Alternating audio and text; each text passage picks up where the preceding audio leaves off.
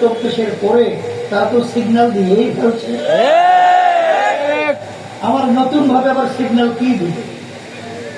এমনকি একটা পানের দোকান ব্যবসায়ী পর্যন্ত তাদের এই অনিষ্ঠ চাঁদার থেকে মুক্তি পায় না। আজকে তাদের বিচারে নিজেদের চাঁদা ভাগাভাগির ব্যাপারে নিজেরা খুন হয়েছে প্রায় 200-এর মতো কাছাকাছি। আজকে তাদের কাছে কেন্দ্রীয় নেতা পর্যন্ত নিরাপদ নয়। আর সেখানে আপনারা জানেন হাজার হাজার মানুষ জীবন দিয়েছে, পঙ্গু হয়েছে, চক্ষু হারিয়েছে।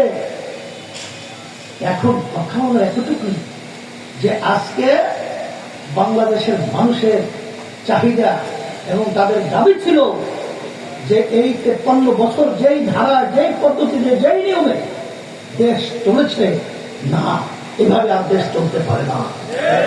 এর জন্য মৌলিক সংস্কার হতে হবে এবং এই খুনি ভূমি টাকা পাচারকারীদের বিচার হতে হবে।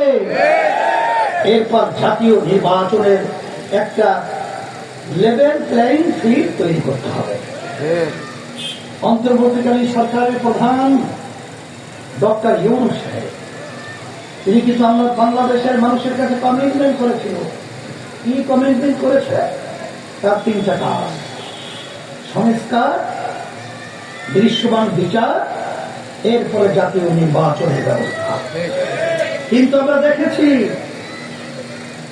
সংস্কার এবং বিচার দৃশ্যমান হওয়ার আগেই তিনি জাতীয় নির্বাচনের ঘোষণা করেছেন। কেন, কি কারণে?